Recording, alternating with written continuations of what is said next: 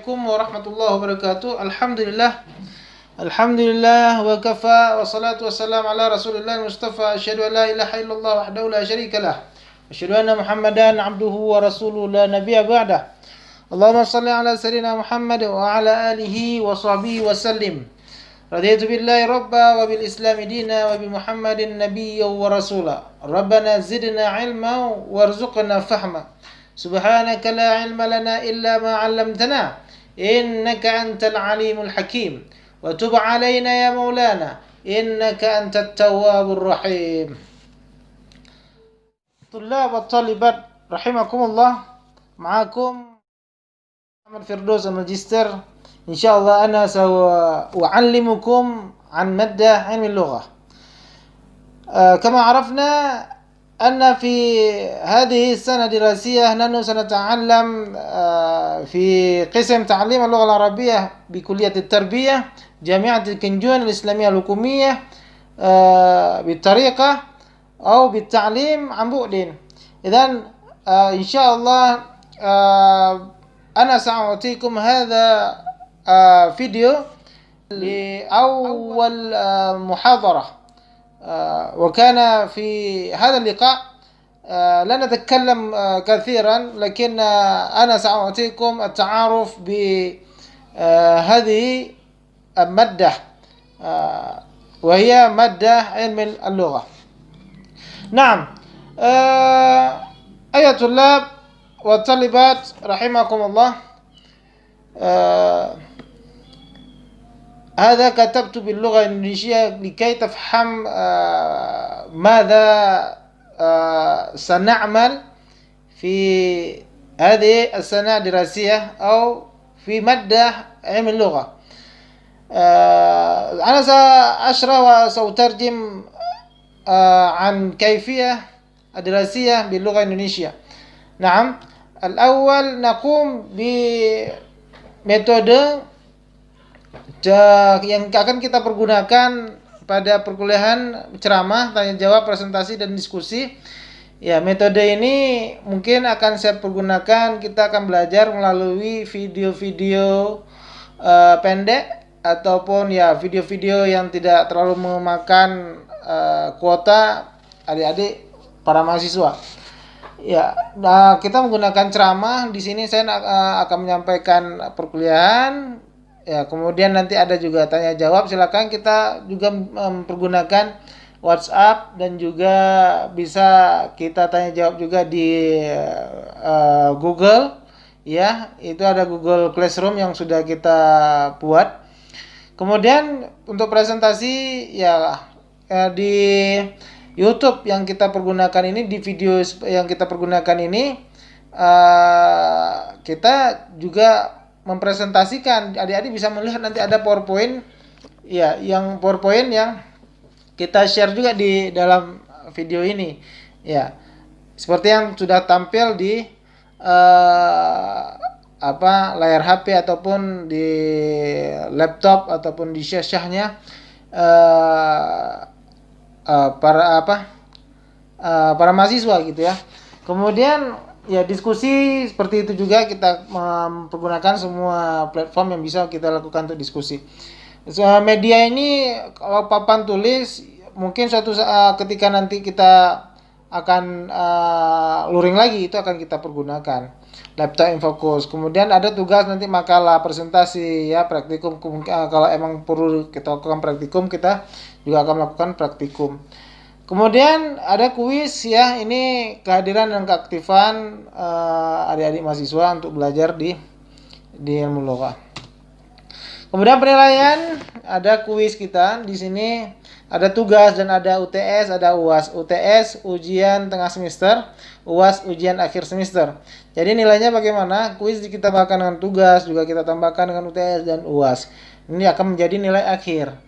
Biasanya kuis itu sekitar 10% dia, sedangkan tugas ini 25%, UTS juga 25%, dan UASnya ini yang banyak. Sisanya itu UAS, itu sekitar 40%. Oke. Baik, kemudian 6. Anasirul muhadarah. Anasirul muhadarah. Al-awwal ilmu al-lughah ilmu lughah mawdu'uhu wa mahiyatuh. Ilmu lughah mawdu'uhu wa mahiyatuh. Naam. Wa ba'da dhalika نحن في علم اللغة سنتكلم عن المستويات اللغوية في علم اللغة، وبعد ذلك كذلك خصائص المستويات اللغوية. نعم. وبعد تكلمنا عن عناصر المحاضرة، لابد علينا كذلك أن نعرف أهداف المحاضرة. عليكم أن تعرف لماذا نحن نتكلم ونتعلم عن علم اللغة. نعم. نعم. الأول أن يتعرف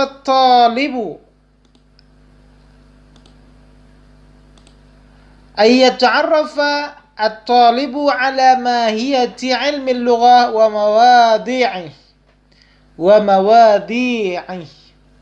نعم. ثم الثاني أن يميز الطالب بين المستويات اللغوية. في علم اللغة هناك المستوى أو من بعض العلماء يقول المجالات. في المجالات اللغة. نعم. وبعد تعلمنا علم اللغة نحن نستطيع أن نميز بين المستويات اللغوية. هناك الأصوات، هناك مستوى النحوي ومستوى الصوتي، مستوى الصرفي والمستوى الدلالي. لابد علينا أن نعرف أن نميز ما الفرق بين المستوى الصرفي والمستوى النحوي، وكذلك المستوى الصوت. نعم. في علم الأصوات ما الفرق بينها. لابد علينا بعد تعلمنا علم اللغة نستطيع أن نفرق بينها. والثالث أن يتعرف الطالب على خصائص المستويات اللغوية. هذا من أهداف المحاضرة. نعم. Deskripsi mata kuliah. Mata kuliah ini merupakan mata kuliah pengantar sebagai landasan mengkaji bahasa-bahasa secara umum. Kenapa bahasa-bahasa secara umum? Karena ilmu lugha ini tidak berbicara hanya pada ruang lingkup bahasa Arab saja, tapi teorinya bisa juga dipergunakan untuk mengkaji bahasa-bahasa dunia. Jadi dia tidak hanya terfokus pada satu bahasa, banyak bahasa lainnya. Seperti misalnya dalam bahasa Arab ada yang namanya kosakata. Ada dalam bahasa Arab dikenakan mufradat.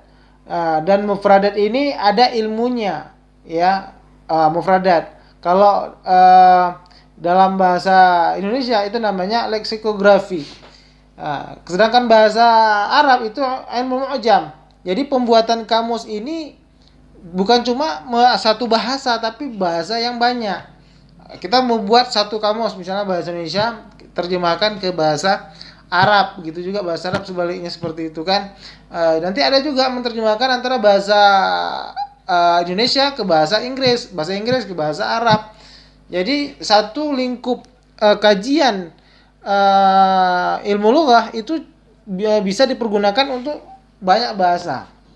Ini makanya secara umum, makanya linguistik ataupun ilmu lughah itu ketika kita mengkaji ilmu lughah, teori tersebut bisa kita pergunakan kepada bahasa yang lainnya. Contoh lain misalnya dalam bahasa Indonesia ada namanya struktur kalimat SPOK, subjek, predikat, objek, keterangan. Dalam bahasa Arab juga ada susunan terkib al-lughawi, terkibul lughah, terkibu jumlah. Di situ ada fi'il dengan fa'il, ada mubtada dengan khabar.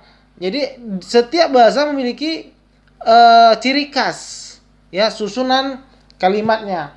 Jadi setiap bahasa memiliki ciri khas sendiri.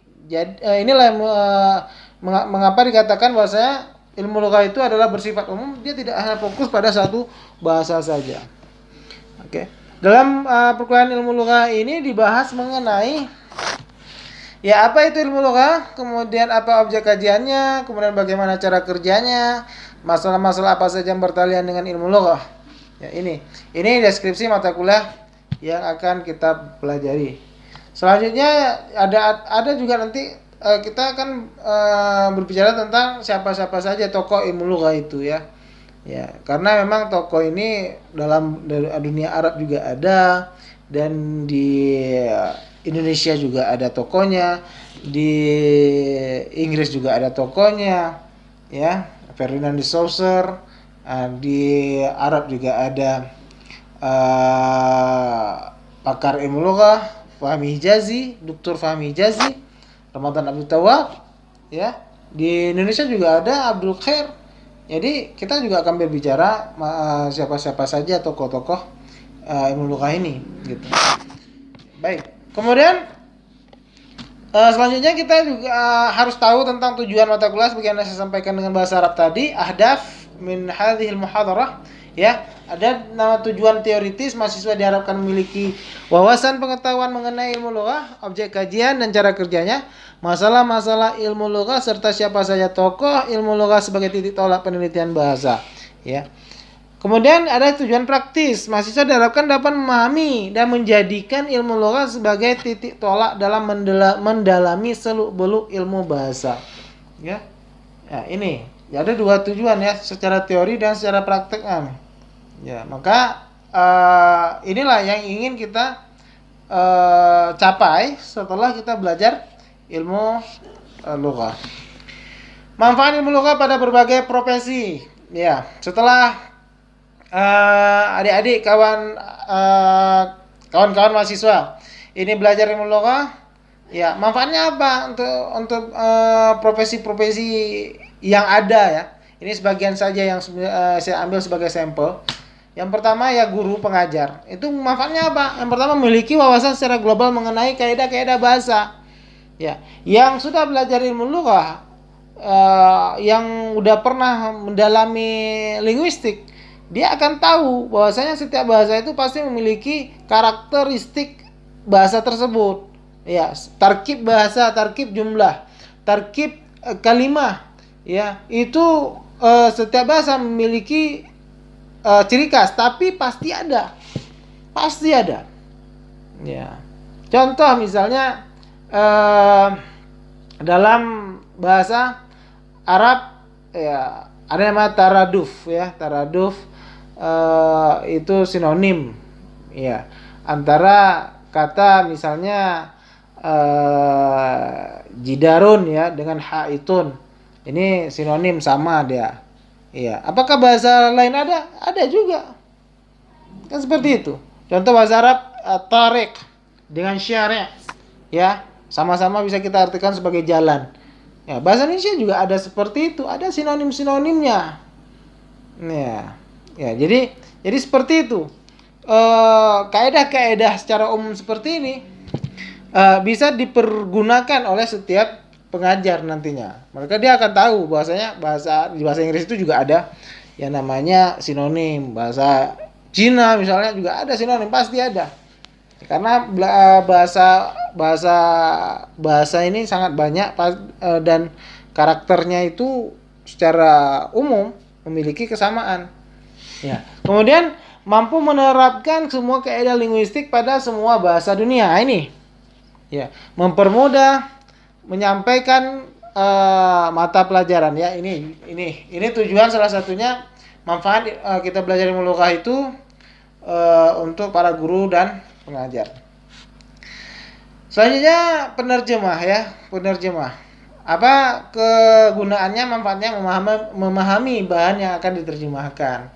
Ya, ilmu lugah linguistik bisa dipergunakan sebagai modal awal dia itu untuk menerjemahkan. Dalam ilmu lugah juga bagian subdisiplin ilmu lugah ini ada namanya leksikografi ya. Ya.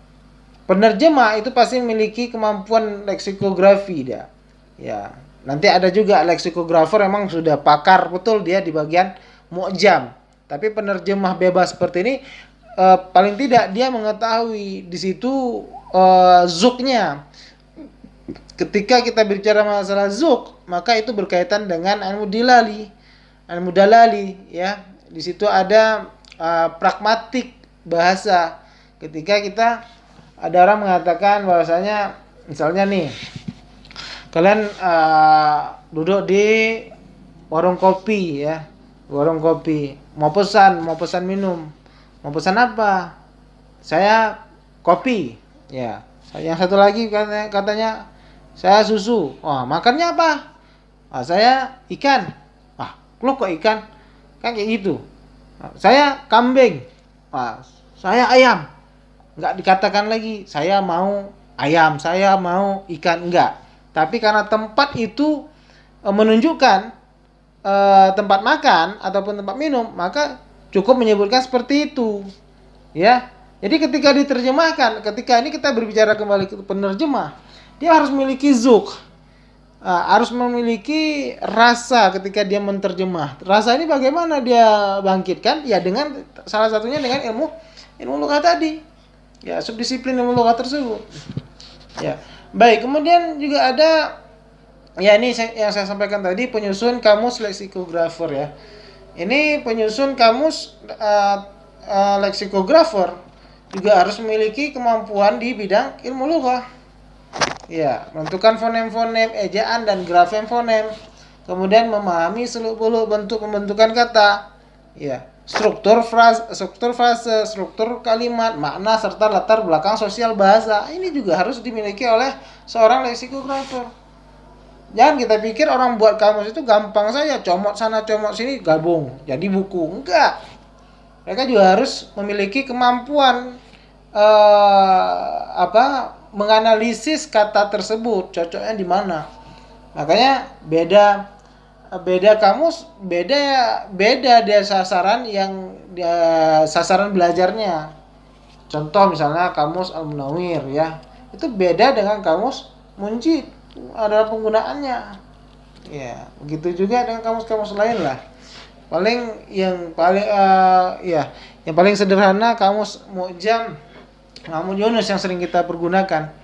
Ya, jadi mahasiswa mungkin sering pergunakan. Pada dasarnya dulu ketika kita di pesantren pasti Muhammad Yunus itu diwajibkan. Ya, jadi kamus Muhammad Yunus ini jangan kita pikir gampang aja buat kamus, enggak, ya. Artinya itu tergantung kebutuhan. Nah, makanya ketika kita ingin misalnya yang orang syariah itu kamusnya beda dengan kamus yang dipergunakan oleh mahasiswa bahasa dan sastra Arab, karena di sana juga ada syair-syair, beda kosakata yang diartikan. Kemudian ada juga ya ini linguis ya. Ya, linguisnya apa manfaatnya? Mampu menerapkan semua kaidah linguistik pada semua bahasa dunia. Ini linguis, memang sudah linguis ini pakar linguistik, ini namanya linguis ya. Ya, kita pasti sering dengar itu namanya Ferdinand de Saussure. Ini pakar betul beliau pada bidang linguistik.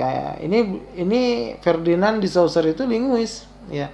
Kegunaannya apa ilmu ini untuk bagi seorang linguis? Mampu menerapkan semua kaidah linguistik pada semua bahasa dunia. Kemudian landasan dasar dalam melaksanakan dan menyelesaikan penelitian kebahasaan. Kemudian kita lanjutkan. Negarawan, diplomat, apakah juga membutuhkan ilmu lughat? Ya pasti. Ya, bagaimana tidak? Ya, seorang negarawan ketika ditempatkan di daerah yang berbeda dengan nuansa sosialnya, linguistik sangat membantu negarawan ini, diplomat ini untuk mengetahui keadaan masyarakat tersebut. Ya, di sini contoh misalnya kita katakan budaya di Arab itu beda jauh dengan budaya di kita di Indonesia ya khususnya ya. Contoh misalnya ya, dalam penggunaan bahasa. Di kita mengatakan bahasa yang digunakan kan PP. Mau kemana PP pulang pergi. Ya. Mau kemana? Saya mau ke Jakarta. Ambil tiketnya apa? PP. Kan pulang pergi. Sebenarnya kalau kita cari benarnya kok pulang dulu baru pergi, kan kayak seperti itu.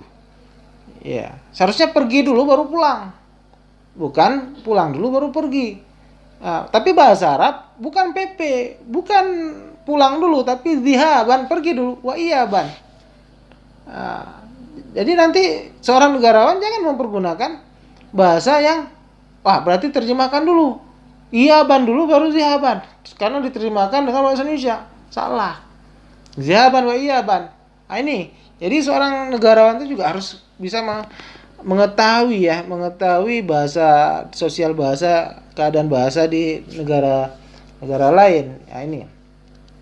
Baik, di sini kita membantu menguasai bahasa dengan baik, memiliki rasa zuk bahasa yang baik guna keterkaitan dengan budaya bahasa tersebut, meredam dan menyelesaikan gejolak akibat perbedaan bahasa.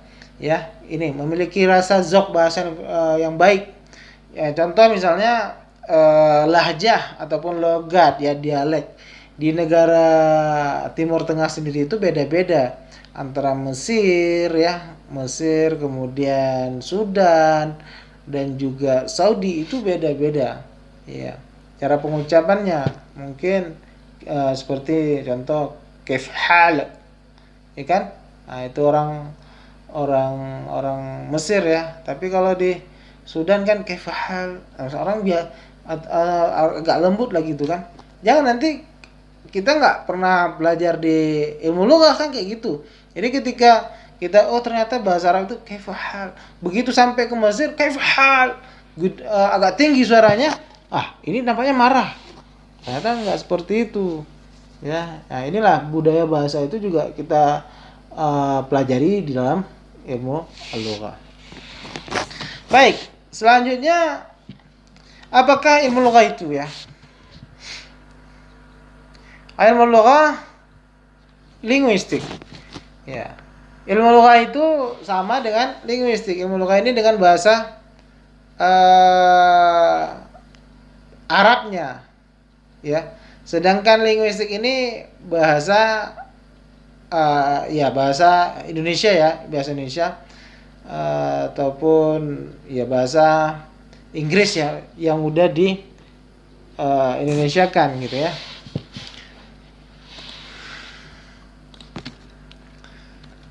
Ya, secara etimologi linguistik berasal dari bahasa Latin lingua.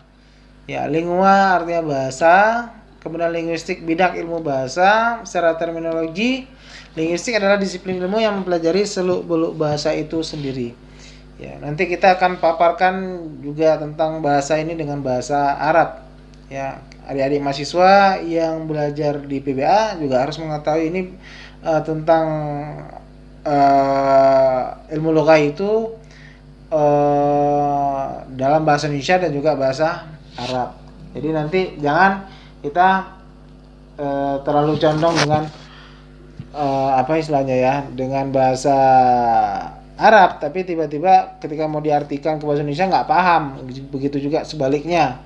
Ya, ketika kita menggunakan bahasa Indonesia, ketika dengan bahasa Arab ternyata nggak tahu.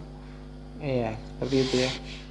Ilmu lughah ya bahasa Indonesianya linguistik ya. Secara etimologi linguistik berasal dari bahasa Latin lingua, lingua bahasa, linguistik bidang ilmu bahasa. Secara terminologi linguistik adalah disiplin ilmu yang mempelajari seluk-beluk bahasa itu sendiri. Jadi linguistik itu betul-betul dia mengkaji tentang bahasa itu sendiri.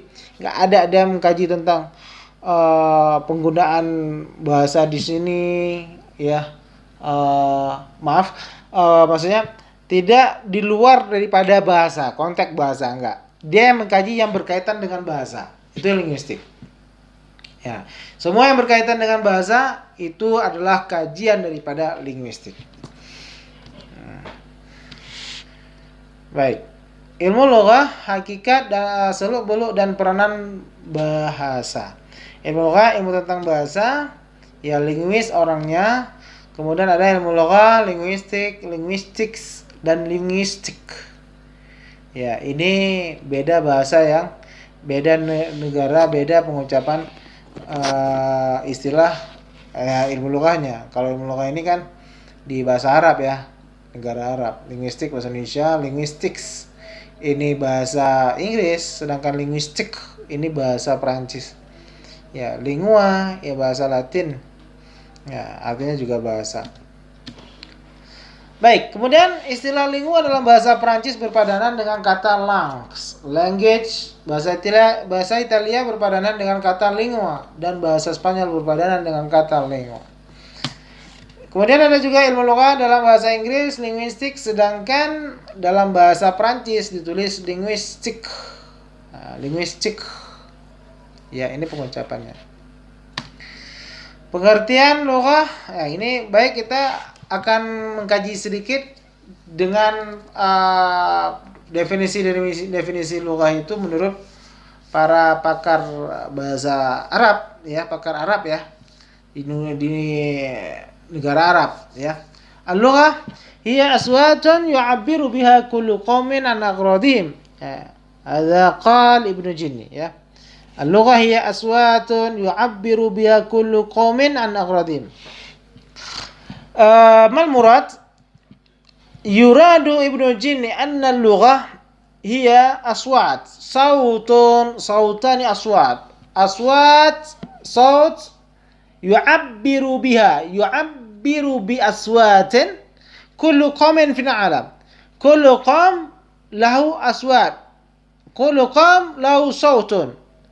Nahnu Indonesia lana saut, lil arabi له صوت. نعم للإنجليزي له صوت، للصيني صوت. وكان صوت ليس صوتا واحدا لكن أصوات كثيرة. لماذا استخدم هذا الصوت؟ ليخبر عن أغراضهم. أغراض من؟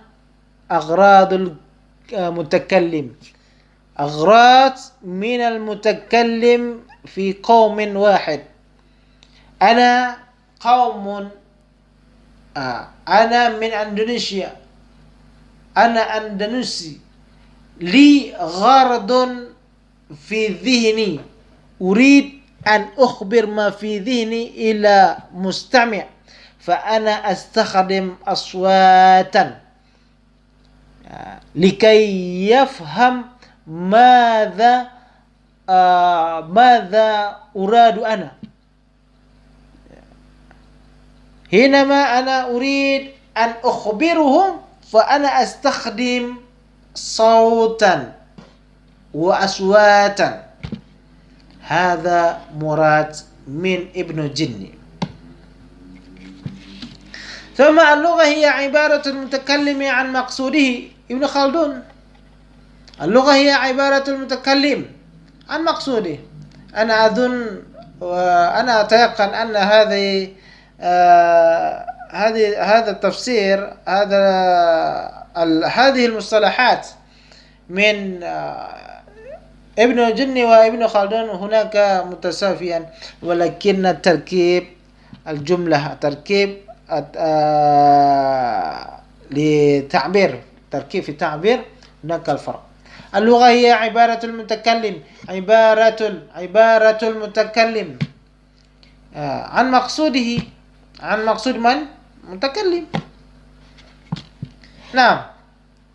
ثم نظام من الرموز الصوتية. اللغة هي نظام من الرموز الصوتية، وتكمن قيمة أي رمز في الاتفاق عليه بين الأطراف التي تتعامل به. هذا قال من؟ محمود فهمي حجازي. نعم. نظام من الرموز الصوتية وتكمن قيمة أي رمز في الاتفاق عليه بين الأطراف التي تتعامل به. هذا قال محمود فهمي حجازي. نعم. إذن ما معنى اللغة عند محمود فهمي حجازي؟ نظام من الرموز الصوتية. هناك رمزان رموز الصوت A, B, J, Dal. A, B, C, D. Ya. Ba, Ta, Tha. Ada ramzun. Ya. Hunaka nizam min ar-rumus هذا الرمز هذا الرموز يركب. حينما نريد أن نقول باب باب باب هذا رمز، هذه هي الرموز، رموز الصوتية. وتكمن قيمة وفي رمز هناك قيمة، أي رمز في الاتفاق عليه يتفق بين الأطراف، يتفق بين الناس في المجتمع، يتفق. حينما يقول باب فإن بابا هو هذا مثلا،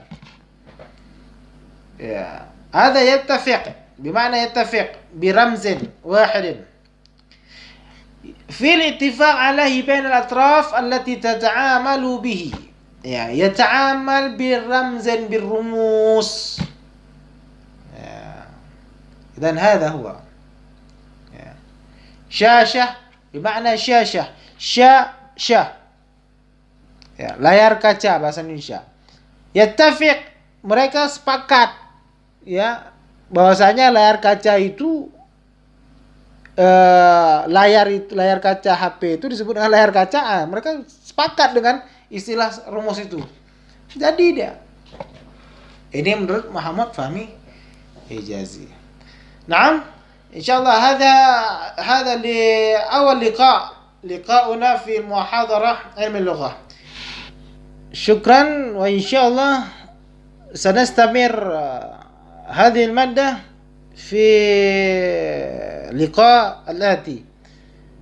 نختتم بقراءة الحمد لله رب العالمين، سبحانك اللهم وبحمدك أشهد أن لا إله إلا أنت أستغفرك وأتوب إليك. السلام عليكم ورحمة الله.